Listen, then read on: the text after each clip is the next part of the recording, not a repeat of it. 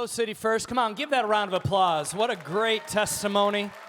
And give yourselves a round of applause for being here today, especially on the day that you spring forward, right?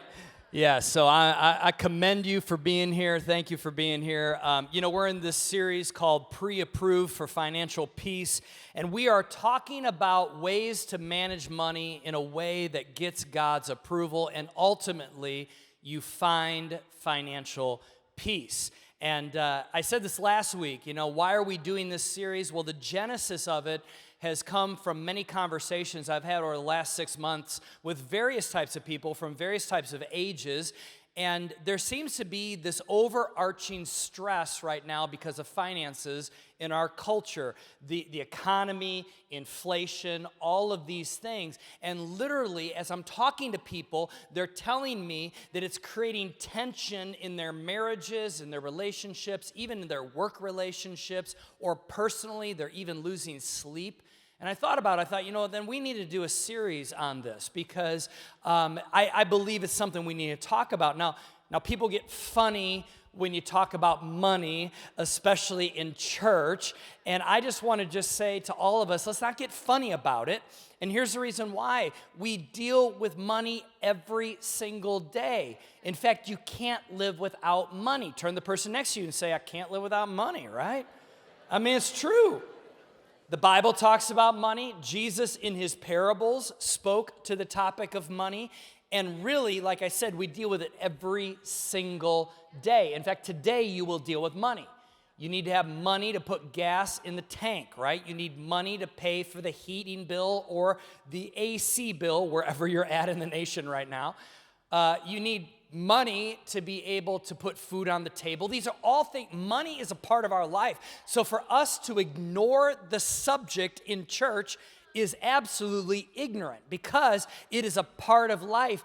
And the reason why, if we're going to just be honest, why people get funny when you talk about money in church is because there's been some goons in the past that have ran churches and have abused money, all right? But that doesn't mean we shouldn't talk about it. You got a bad haircut one time. That doesn't mean you avoid the barber. Okay, there are some people out there in churches that have abused money and have done things wrongly. And I admit that, but that doesn't mean we shouldn't talk about it. Because again, it's something that's creating a lot of stress right now. And I can hear what some of you are thinking. You're thinking to yourself, well, the Bible was written like a long, long time ago. What does the Bible know about like modern financial situations? Like, what does the Bible really have to say about our increasing inflation right now, about gas prices, about taxes, about the stock market, our 401k, or, the price of eggs? What does the Bible have to say about these things? Well, really, the Bible doesn't speak specifically to those things, but the Bible does have some overarching timeless truths that we can talk about. In fact, I want to do an exercise with you real quick. I want all of you, real quickly, just to close your eyes, all right? Now, please don't look, all right? Close your eyes. I want you right now to point with your eyes closed in the direction that you think is north, all right? So right now, take your hand, point in the direction, all right? Now, freeze. Don't move your hand. Open your eyes, all right? Look around you. Some of you are a little bit maybe directionally challenged, right? Okay, all right. Now, I have this right now. Keep pointing, okay? I have this right now. This is a compass. This is not electronic. This is actually analog. I'm going to tell you exactly where north is. North is right there. How many of you are right? All right. Now, you can put your arms down for a moment. Now, why did I do that? Because when it comes to the subject of money, what you just saw is a great picture of what happens in our culture. There are a lot of opinions about money, right? Okay, pointing all over the place. But there's only one true north. And the Bible really for us is a true north. Now, it may not speak to the price of eggs, but I promise you, it gives you overarching principles that are true north principles, and it will guide you, even though others are going, go this direction, go this direction, go this direction. So this week, I'm talking about playing the long game when it comes to money. Playing the long game. Now, what does it mean to play the long game? It means this. It means making unexciting, dull, boring decisions today that will benefit you in your future.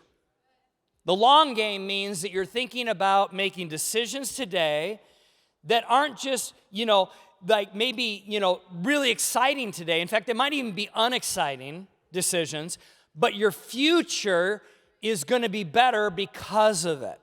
Most of us make decisions today that really only benefit us today, especially when it comes to money. It's called living by impulse, and Americans are really good at this. I know I've been really good at this.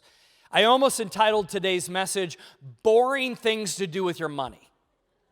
But I thought to myself, I already have a hard enough time keeping some of you awake when I talk. You know what I mean? That would definitely be a snoozer. So here's the thing. I want to talk about some really unexciting, boring things today that are really going to help you. In fact, I almost entitled this instead, True Happiness is One Purchase Away. That would make everybody go, ooh, I want to hear this. But I thought, that's what culture tells you every single day, and how's that working out for us? Culture says true happiness is just one purchase away. Now, today, I'm going to give you some really basic things, and these basic things are going to help you build financial peace in your future, and it could be a year from now, it could be 5 years from now, 10 years from now, whatever, but I'm going to give you some really basic things. And here's the reason why. Most of what I'm going to tell you today, you didn't learn in school. You learned about parallelograms, which has really helped you in this parallelogram season, right? I'm going to actually talk to you today about some basic things about finances that maybe you didn't learn from your family, you didn't learn from school, and I'm going to tell you these things because it's going to help you build financial peace. My goal as your pastor is that you have financial peace. I really want you to have that because, again, not everybody, but a lot of people I'm talking to, the majority of people I'm talking to, they're stressed, they're even losing some sleep. So let's start out with some truths about money. First of all, truths about money. Number one, when it comes to money, it feels like you never have enough. Right? In fact, I think it was Rockefeller back in the early 1900s was asked, how much is enough money for a man to be happy? And he answered, always $1 more. Okay? No matter how much money you have right now, I guarantee you, you probably feel like it's not enough. It's not like you woke up and you're like, I got enough money, I'm good. I haven't heard that from a lot of people, okay? That's a truism. Second thing is this. Money is amoral. It is amoral. It does not have a moral assignment attached to it. Some people have misquoted the Bible as saying money is the root of all evil. That is not how the Bible reads. It says the love of money is the root of all evil. Money is not evil. In fact, there's nothing wrong with having money. Money doesn't have a moral assignment. The way you use it and the way you view it can be good or bad. But itself is not good or bad. Number three, money is a tool. That's all it is. It's a means to an end. Money is a tool. It's something you need to live, all right? Number four, money is necessary, kind of what I just said. You need money. In fact, to say, well, I don't need any money. Okay, well, how are you going to live then, right? We all need money. It is necessary. Number five, money does not bring happiness. Now, I should have really reworded this. It should be money does not bring lasting happiness, all right? It does bring temporary happiness. Like if you have money, it brings temporary happiness. It doesn't bring lasting happiness, though. Number six, money is an excellent servant, and it is a terrible master. All right? It's an excellent servant. Like when you lead money, when you direct money, guess what? That's awesome. But when money directs you, that's not so awesome. All right? When it's your servant, it's a terrible servant. In fact, Jesus said it this way in the book of Matthew. Let's go to God himself. What did he say about money? He said that no man can serve two masters, for if you will hate one and love the other, you will be devoted to one and despise the other. You cannot serve both God and money. Now, the word there, I put a little asterisk there, that's not in the Bible. That word, money, that asterisk means that really in the Aramaic language, it is mammon. Mammon. That's probably what Jesus actually said. He probably said the word mammon, all right? Mammon means riches, wealth, and has a connotation that you worship these things, all right? So, in other words, Jesus is saying you can't worship God and you can't worship wealth. You got to choose one or the other. And it's easy to allow money and wealth and riches to rule our hearts. And when that happens, we find ourselves in a place many times of stress and worry, and most of all, unfulfillment. Last truism about money is this, is that money does not fix your life. It makes you more of who you already are. All right? You see, money, if you're a worrier, you get an extra $10,000, that just makes you more of a worrier. I've known people that have little money and people that have a lot of money, and they worry about their money because deep down inside, they're a worrier, and money just amplifies whatever is already in your heart. If you are generous and you get money, you're going to be more generous. If you're a jerk and you get money, you're going to be a bigger jerk. I mean, it's really true. You know, it's like the old saying that the difference between a jerk and an eccentric is $1 million. You're a jerk if you have no money. If you have $1 million, then you're eccentric, right?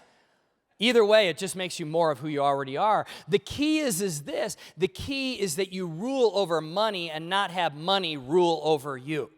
That's really the key here. That's the key. You can give that a round of applause. Some of you want to applaud that. That's really true.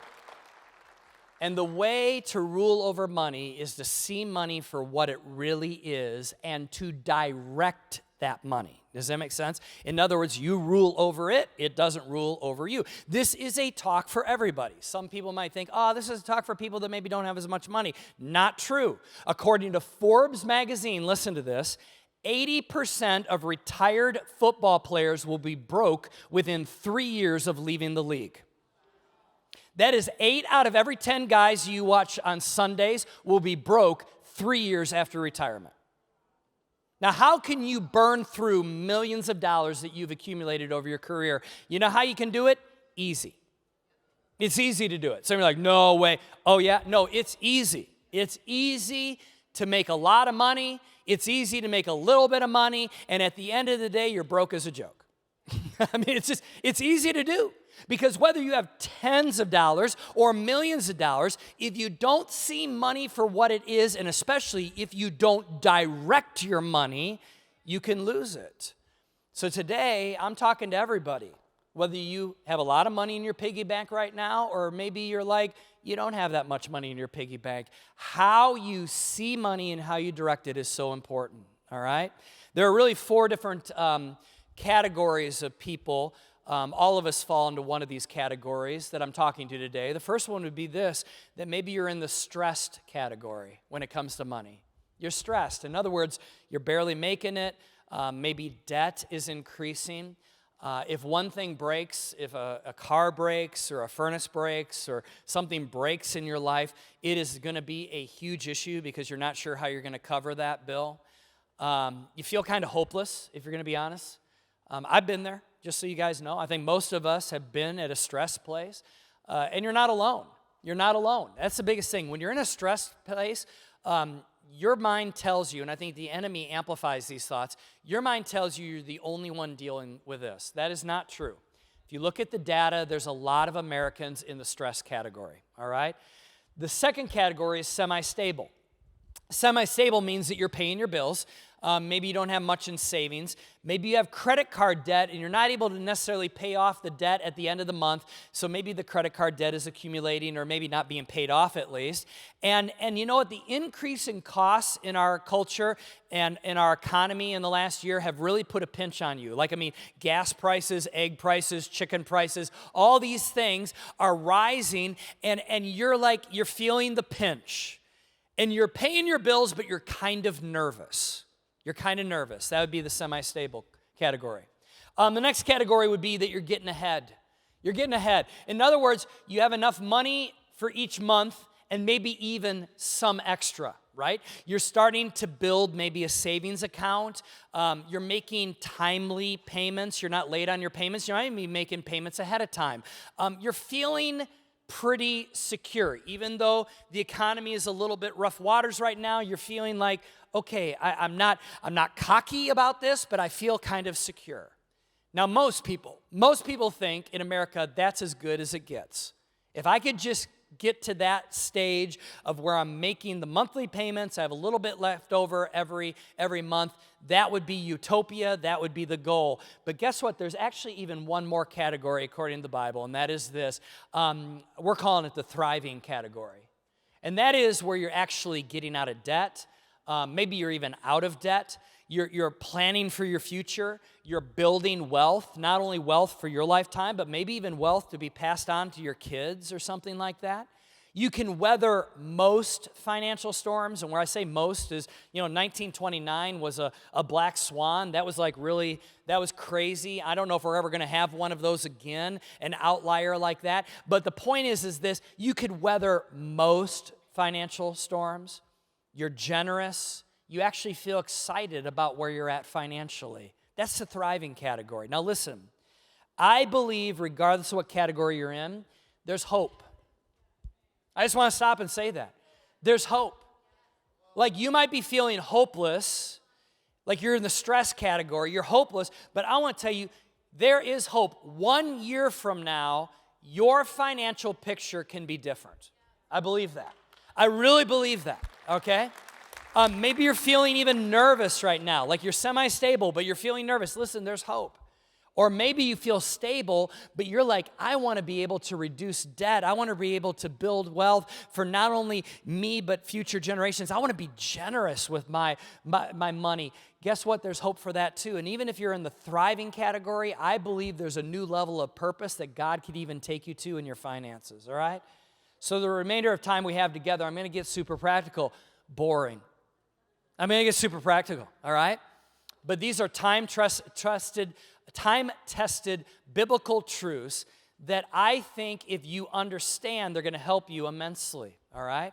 Bible says this in the book of Proverbs. Proverbs has a lot to say about finances, about managing finances and all that. It says this, lazy people want much but get little, but those who work hard will prosper. Turn to the person next to you, the other person, and say, work hard. Work hard. All right. Point number one is this. To have financial peace, you must be willing to work hard. Now, I realize that may seem super practical. Again, remember, I'm borderline boring today. This is unexciting, but it will change your life, I promise.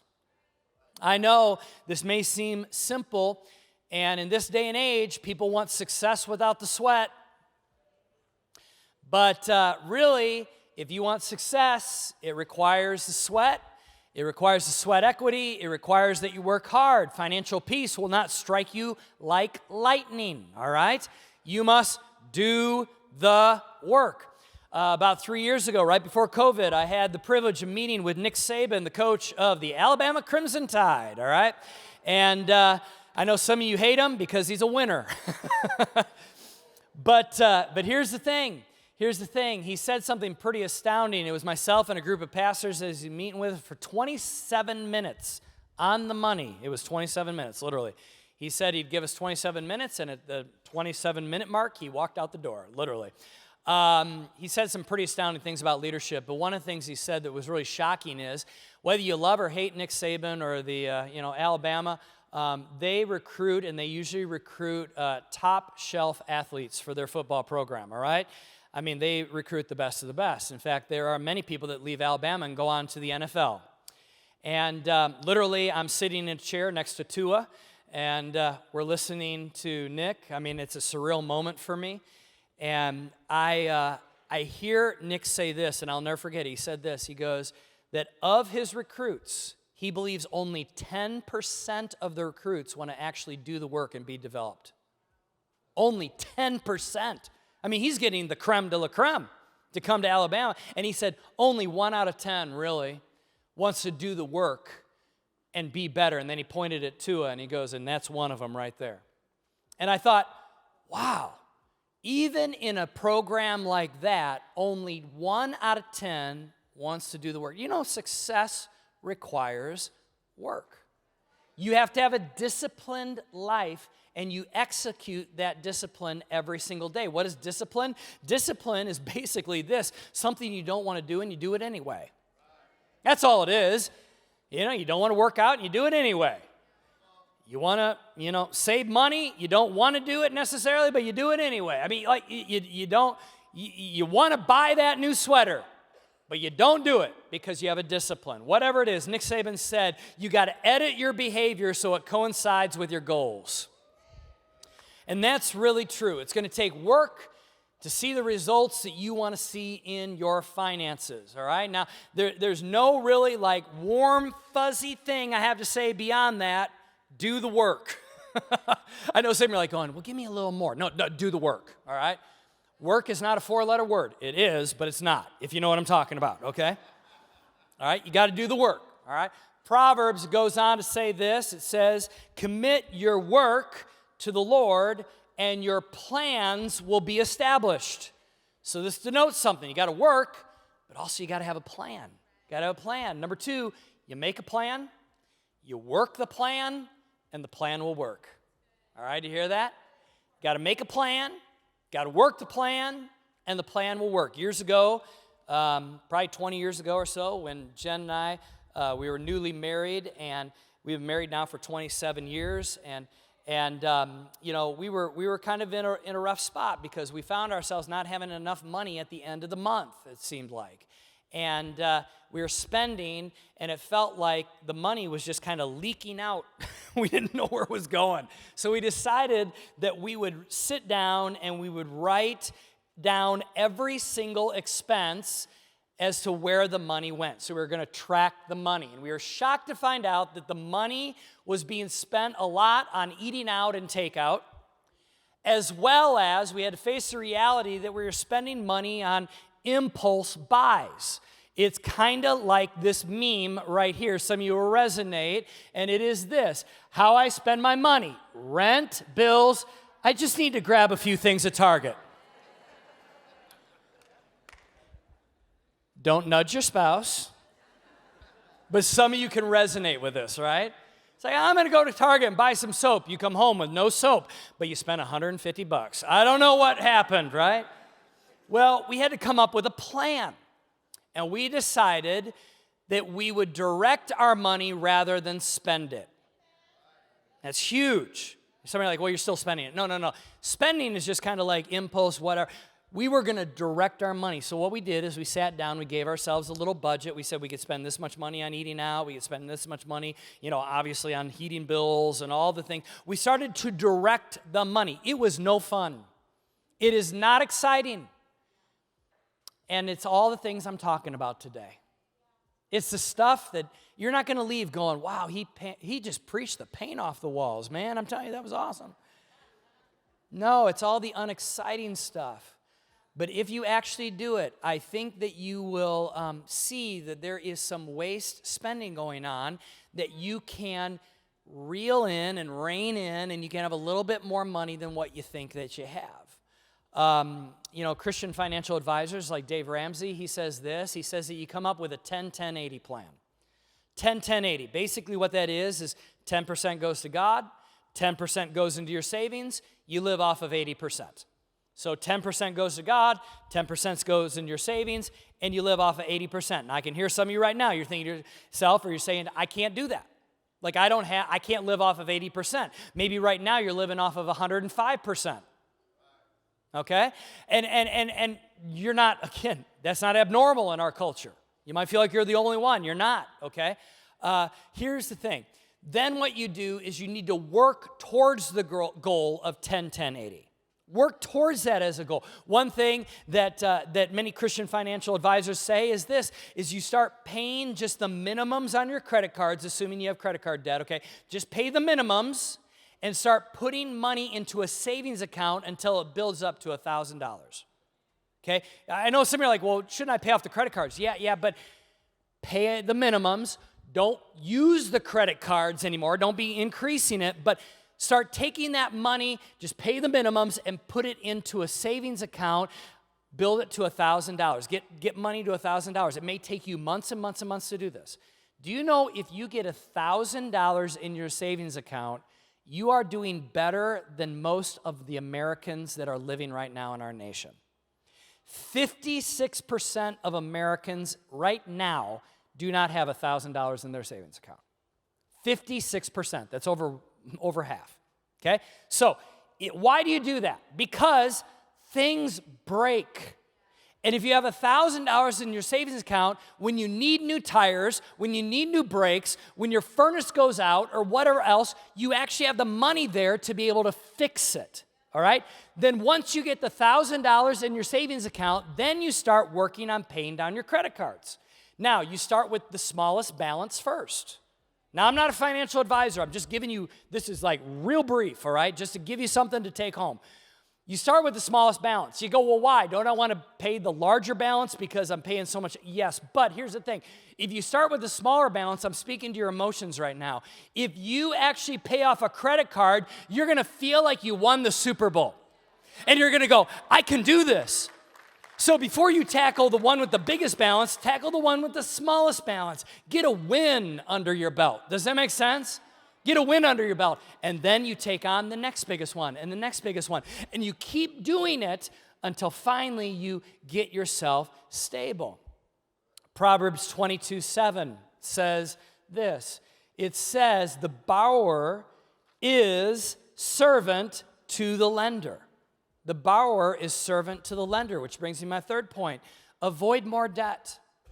Avoid more debt, all right? One of the versions of that verse, a different version, says that the borrower is slave to the lender. Debt can be slavery. Now, this is where, Dave Ramsey and I kind of disagree a little bit. He's the expert, I'm not. So let me just be honest, okay? I've had dinner at his house before, and I will tell you he's a lot more successful at telling people how to manage their finances than I am. So this is me, being not as wise about money, or maybe more ignorant than he is. But I don't think that all debt is bad. I think sometimes you have to get debt. If you, especially debt on an appreciating item like a house, you can't really buy a house nowadays without taking out a mortgage, all right? But I think what we're saying today is avoid unnecessary debt. Avoid debt on depreciating items, all right? Most Americans get into debt for things that maybe sometimes they need, but many times they don't. You know that right now I can go buy this sweater and not pay any money. I could pay over time or the next 3 months. I could literally go online and I could buy the sweater gets shipped to me, and I don't have to pay for it right away. That's stupid debt.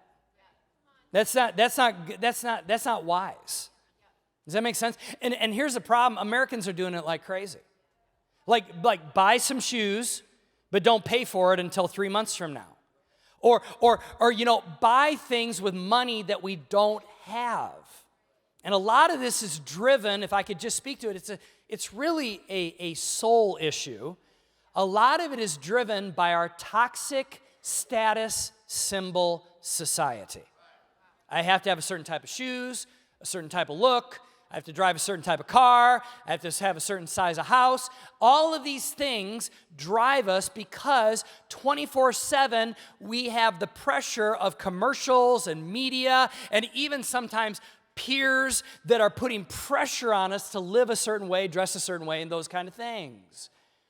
And it's an unreasonable pressure, and so what do? We get into debt buying these things. But there's a book that came out a long time ago called The Millionaire Next Door. And these two authors, they basically did all this research on millionaires in America, and they found out that most millionaires in America don't look like millionaires. I'm going to save you the read, all right? Basically, they say most millionaires and people with money don't look like they have money. Like the most popular car for a millionaire is a Toyota. It's not a Mercedes, a BMW, or a Lamborghini, all right? 80% of them started with next to no money at the beginning of their life or their career, so that means they're first-generation moneymakers. All right, they didn't inherit it. Also, the average millionaire doesn't become a millionaire until age 54. The average millionaire doesn't wear a Gucci belt or push around their Chihuahua in a $400 dog stroller. Now, if you wear a Gucci belt, no judging. If you push around your Chihuahua in a dog stroller, a little bit of judging. But no, okay, no. I'm kidding, kind of. But here's the thing, all right? The deal is that this book says that most of them were in very unexciting, dull, low-tech trades. Construction, farmers, owners of mobile home parks, pest control, stamp and coin dealers. I mean, like literally, not real, like amazing high-tech, it was low-tech. This week we found out that Silicon Valley is a little bit unstable, right? Biggest bank defaulted this week. All right, so here's the thing. Most importantly, this book says this. They had a financial plan. They avoided extravagant purchases they could not afford, and they worked hard for decades. There, ladies and gentlemen, is your unexciting, boring truth I want you to leave with today for financial peace. It's not wrong to have nice things. Okay, listen, this is not sometimes churches give this vibe that it's wrong to have nice things. It's not wrong to have nice things as long as those nice things don't have you. Does that make sense? So if you can afford it, great. There's nothing wrong with it because we would rather be the master and not the servant to our money. Lastly, and in closing, before we pray, the Bible says this in 1 Peter, give all your worries and cares to God, for he cares about you. Do you know that God even cares about your money? He does, because it's a part of your life. In the same way that he cares about your health, and he cares about your relationships, and he cares about your children, and he cares about your parents. He cares about your money. And so I would say point number 4 is let God turn your worries into why not. Now, some of you are like, what does that mean? Okay, let me explain. Because a lot of us are worrying right now about money. We're worrying about maybe retirement. Maybe we're worrying about, how we're going to be able to afford gas. We're worried about how we're going to be able to get our kids new clothes because they're outgrowing their clothes. There's all of these worries, okay? And I think we need to say, God, based upon that verse, we're going to cast our cares and our worries on you. And we're going to ask ourselves the question, why can't God bless me too? Why can't God take care of me? Turn our worries into why not. Here, God has blessed others with financial peace. You should ask yourself the question, why can't he bless me too with that? Because he wants to. God has helped others put together a plan. Why can't he help me put together a plan? God has helped others get out of debt or at least reduce their debt. Why can't he help me reduce my debt? God has helped others work hard and find the right job. You just saw it, like literally, Derek and Carrie saw that testimony. He didn't have the job that he wanted, and God helped him find a new job. Why can't he do that with me too? You should be asking that question. Why not? Why can't the God of all resource help me? I believe that he can. So today, I'm giving you these very practical, true north kind of principles. They're analog, they're not digital. They're hundreds of years old. They're found from the Bible. And I believe that you put them into play and you navigate your finances not with everyone pointing in the direction of where they think money should go, but rather, what does the Bible say about money? If you do that and you find your true north, God will give you financial peace. And even in tumultuous seasons where the economy is wonky and there's times where life doesn't make sense, God will give you peace. Paul, the Apostle Paul said this, and I quoted this a couple weeks ago, this verse. He said, I've had plenty and I've been in want. There's going to be times as Christ followers, we're going to have plenty, and sometimes we have wants, but God gives us peace. Don't you want peace? Don't you want to sleep?